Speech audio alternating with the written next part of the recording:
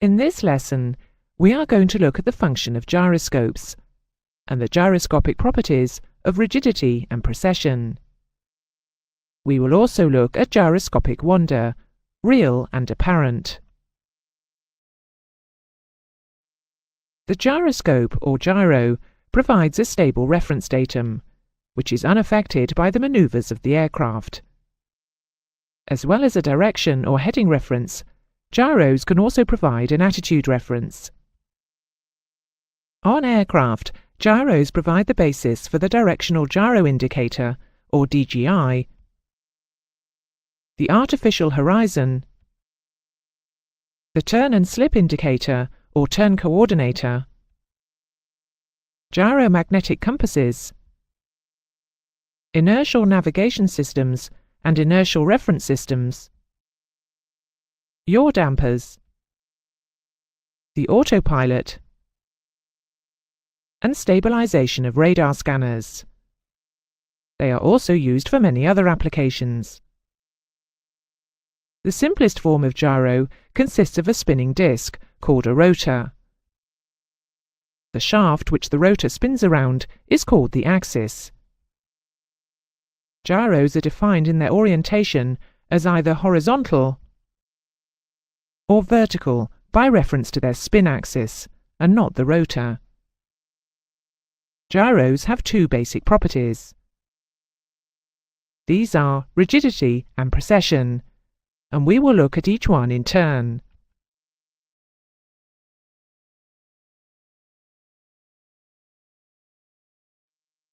Rigidity is the ability of a spinning rotor to maintain its axis in a fixed direction in space, unless subjected to an external force. It is caused by the inertia of the spinning mass of the rotor, and rigidity is sometimes referred to as gyroscopic inertia. The rigidity of a spinning rotor is affected by three factors. The first of these is the rotor mass. The second is the effective radius at which the mass acts. And the third is the speed of rotation. The rigidity of a gyro can be increased in four ways. The first way is to increase the mass of the rotor. The second way is to increase the diameter of the rotor. The third is to concentrate the greater part of the mass around the perimeter of the rotor. And finally, we can increase the speed of rotation. The second property is precession. Let's follow the definition carefully. It is important to understand the effect of precession when we consider gyros. If an external force is applied to change the direction of the rotor spin axis, the gyro resists the change, and instead moves the force at right angles to the direction originally applied. This is precession. The rule of precession states that the gyro will precess at 90 degrees to the applied force measured around the circumference of the rotor in the direction of spin. In other words, the force applied will appear to have moved 90 degrees around the rim of the rotor in the direction of the gyro rotation. Let's see how this works in practice. In the example here, the gyro rotor is stationary. Let's apply a force to one side of the spin axis in a vertically upwards direction. We would expect the rotor to tip backwards, and indeed it does. Now let's spin the rotor and apply the same upwards force to the spin axis. We might still expect the gyro to fall backwards. But now, because of the effect of precession, the upwards force we have applied is transferred 90 degrees in the direction of rotation, and instead the gyro moves in the direction shown. Note that the rate at which the gyro will precess is directly proportional to the force applied, and inversely proportional to the mass and rotational speed of the rotor. This means that precession and rigidity have opposite characteristics. If a gyro has a lot of rigidity, it will not precess very much. If it precesses a lot, it cannot be very rigid. In order for a gyro to maintain its axis fixed to a point in space, the gyro is mounted in a suspension system known as a gimbal ring or gimbal. Aircraft gyros generally have one or two gimbals. In the example we can see here, the spin axis of the rotor is carried by a gimbal cage, which is pivoted at each end to allow the assembly the freedom to rotate around the axis marked XX. This arrangement is known as a single gimbal system, which allows 1 degree of freedom. If the XX axis is assumed to be the longitudinal or fore and aft axis of the aircraft, we can see that the aircraft can pitch up or down and bank without disturbing the rotor spin axis away from its fixed point in space. We can also see that with a single gimbal system, if the aircraft was to yaw, the rotor spin axis would be forced sideways out of its original orientation. However, there are instances where freedom to yaw is required, in addition to the freedom to pitch and roll. And the solution is to mount the gimbal within a second gimbal, as we can see here. We will call the first gimbal we looked at the inner gimbal, and the second gimbal the outer gimbal. Note that a two-gimbal system is described as having 2 degrees of freedom, or full freedom. By convention, the degrees of freedom of a gyroscope do not include its own spin axis. Any departure of the gyro spin axis away from its fixed orientation is known as gyro wander. Wander may be either real wander or apparent wander, or a combination of both. And in addition, wander may be further subdivided into categories known as drift or topple. We will look at drift and topple first. Whether a gyro is said to drift or topple depends on the direction in which the gyro spin axis moves away from its original orientation. Gyro drift occurs when the spin axis moves in a horizontal plane. Gyro topple occurs when the spin axis moves in a vertical plane. Note that vertical axis gyros can only topple, whereas horizontal axis gyros can be subject to both drift and topple. Let's look now at real and apparent wander.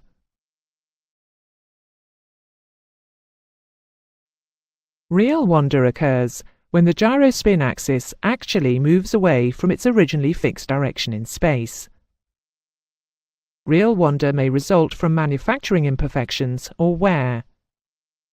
A perfect gyro with no external forces on it should not suffer from real wander.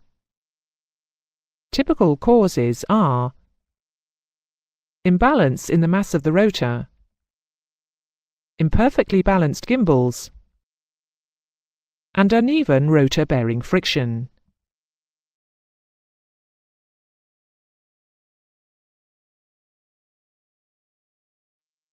Apparent wander can be drift or topple, and it is said to occur whenever the spin axis of an otherwise perfect gyro appears to an earthbound observer to be changing direction.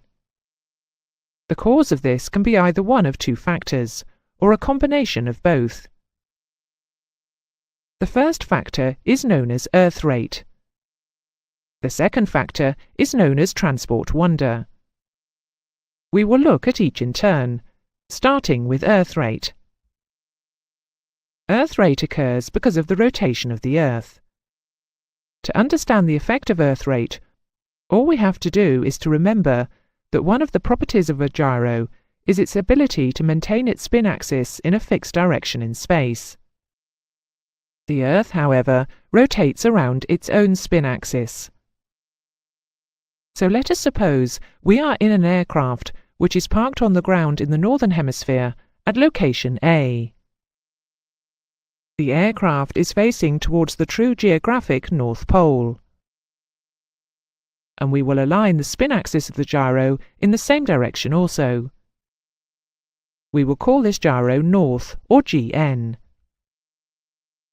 If we now attach a compass rose to the spin axis of the gyro, we will see that while the Earth is rotating on its own spin axis, the gyro spin axis remains in a fixed direction in space.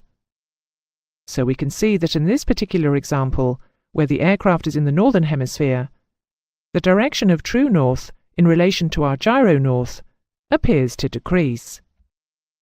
Note that in the northern hemisphere there will always be a decrease, and for this reason the Earth rate is designated negative, or for mathematical purposes it is given a minus sign. In the southern hemisphere the opposite applies, and the Earth rate is designated positive and is given a plus sign. Remember though, neither our aircraft orientation on the surface of the Earth nor the spin axis orientation of the gyro have altered. It is the Earth rotation around its own axis which has caused the change. In effect, apparent drift due to the Earth rate arises from the convergence of the Earth's meridians. So at the equator, we can see that there will be no apparent drift, as the Earth's meridians are parallel at this point. Whereas at the poles, there is maximum convergence. At the poles, the apparent drift will be equal to the rate of Earth rotation, which is 15 degrees per hour. The apparent drift experienced, therefore, due to Earth rotation, will depend on the latitude under consideration. So a mathematical formula could be devised, which will give us the amount of apparent drift experienced at any latitude due to Earth rate. In the formula, the rate of change due to Earth rotation, or just simply the Earth rate, equals 15 times the sine of the latitude in degrees per hour. Let's now look at apparent topple as opposed to apparent drift. If we think about it, it can be seen that apparent topple will be at its maximum of 15 degrees per hour at the equator, and will be 0 at the geographic poles. The formula for apparent topple due to Earth rate is topple equals 15 times the cosine of the latitude in degrees per hour. The second factor which causes apparent wander to an earthbound observer is known as transport wander. This occurs when the gyro is transported in either an easterly or westerly direction across the Earth, at latitudes other than the equator.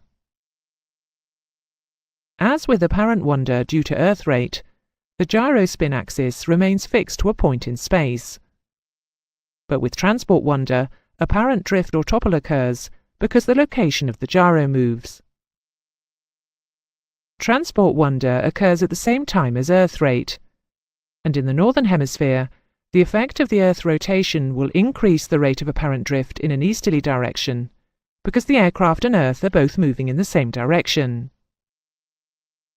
While Earth rotation will reduce the rate of apparent drift due to transport wander in a westerly direction, because the Earth and the aircraft are moving in opposing directions. Transport wander in an easterly direction in the northern hemisphere is designated negative, and mathematically it is given a minus sign. Transport wander in a westerly direction in the northern hemisphere is designated positive, and is given a plus sign. In the southern hemisphere, the opposite rules will apply. Note also that transport wander will not affect flights along a north or south meridian. The formula to note for transport wander is transport wander equals the easterly component of ground speed divided by 60 times the tan of the latitude in degrees per hour. To conclude, let's do a sample calculation to see the actual effects of earth rate and transport wonder on a directional gyro reading.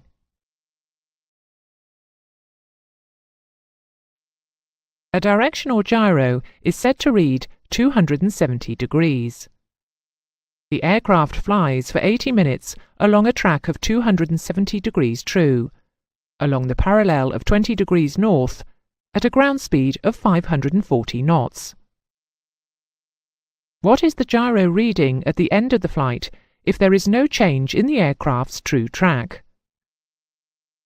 Let's go through the calculation together.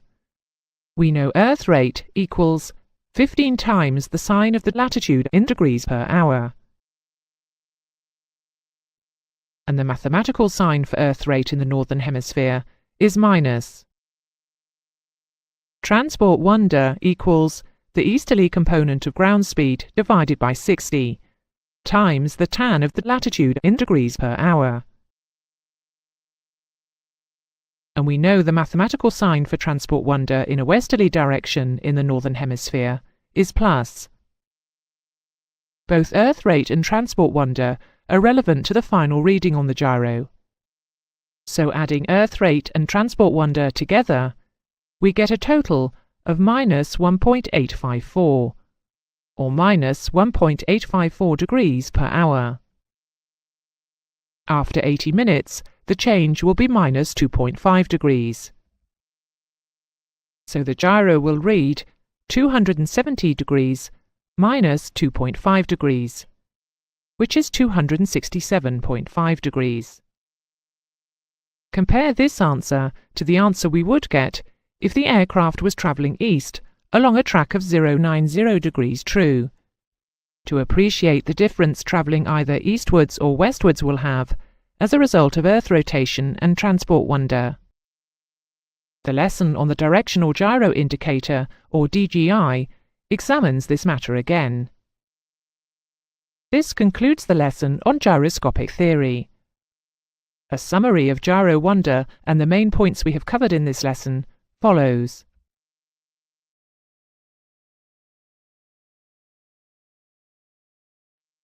The gyro provides a stable reference datum, which is unaffected by the manoeuvres of the aircraft.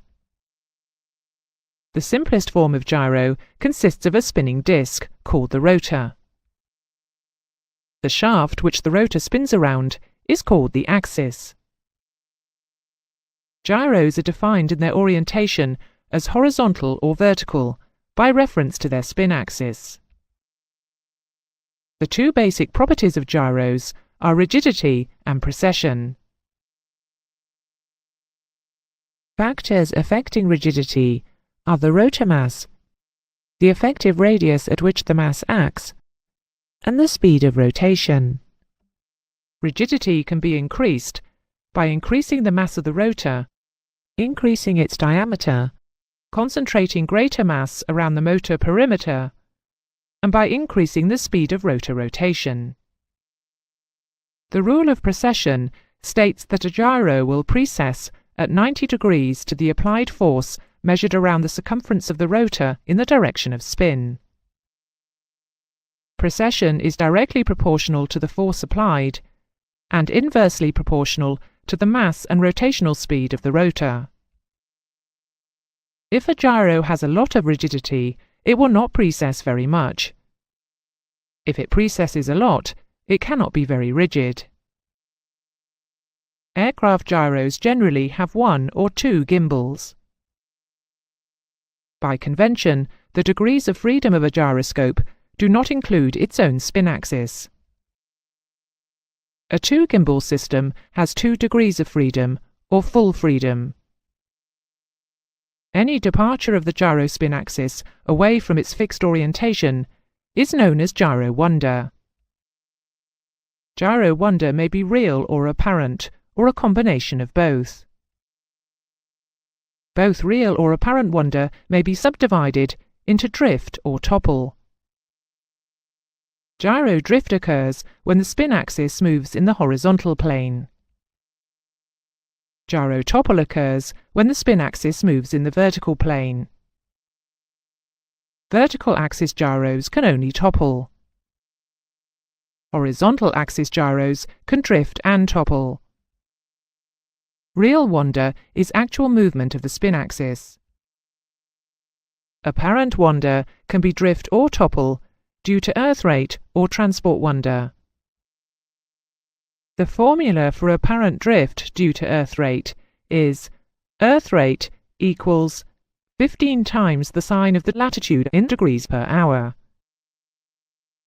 Transport wander occurs when the gyro is transported in an easterly or westerly direction across the Earth, at latitudes other than the equator.